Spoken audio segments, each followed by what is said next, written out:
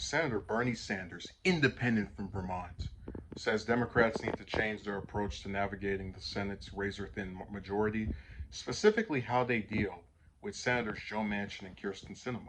How you handle Manchin, how you handle Sinema, and the other conservative Democrats is one of the challenges that the Democrats have got to deal with. Sanders, who caucuses with the Democrats, said in the new Vanity Fair article, but the current strategy is an absolute failure.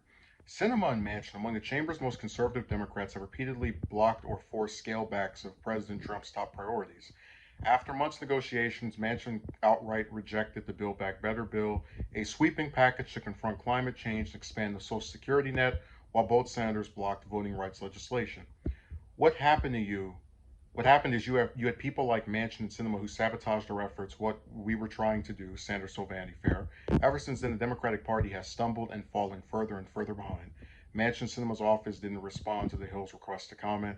Sanders' opinion of his two colleagues is no secret. During a December appearance on MSNBC, Sanders blasted the duo as arrogant for blocking Democratic priorities. So, I agree with them.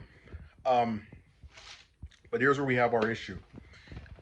Now, a lot of people have this idea of Biden as, I mean, they're correct when they think he's a moderate. And there's, every time you see Republicans try to say he's have this radical liberal agenda, I roll my eyes. But one of the things that he has is that he's also someone who either is purposely trying not to get real change enacted or is like some kind of sadist because he is one of the most prominent politicians in the US by default to being the president, even before that when he was VP.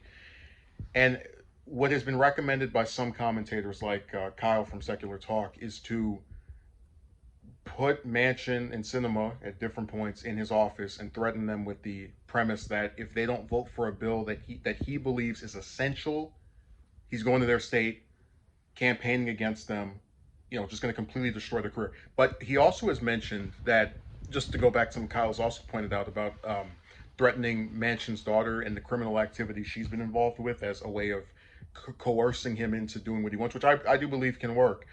But you have the problem with Sanders and with Biden and with all these other people is that they don't ever make these types of overtures to try and get these people out of office. See, when you have people who try to tell you that any blue will do, these stupid slogans, always vote for the Democrat, even if they're a dingbat. I know some of the slogans, but that's just one of the ones I've come up with. Manchin and Sinema are going to keep being allowed to do this stuff forever because this party is not willing to have less seats if it means more people and rooting out the few individuals, there's not that many of them, the few individuals who are constantly rotting your efforts to solicit change. Remember, he's pointing out 2 senators out of the 50 Democrats that are in the Senate. If the other 48 got together and said, you know what, we're tired of you. Every time we try to do something, you screw it up. You vote against it. You are anti-progress, and we want to make sure that you're gotten rid of, even if the Republican wins. If they did something like that and either two things would happen. They would lose 2 Democrats who already vote like Republicans, and then at worst have to deal with a tiny majority of Republicans, which is really not that big of a deal because there's an election every 2 years. We've already seen how little a party can do in 2 years thanks to Biden's current term. And that would be one scenario, right? That they get 2 Republicans and then they can get some more progressive or more on point with their views people to replace them in the 2 years after that.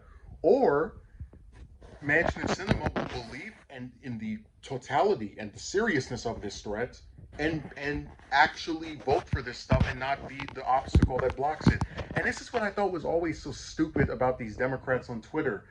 Why would you want to keep people in office? Like, I believe in progress, and that's why I voted for Biden, because I want to see a change from Trump. Why the hell would you want to keep people who are trying to stop him from enacting change, however small I may personally believe it to be? It's the ultimate irony, conundrum, whatever term you want to use. It doesn't make any sense.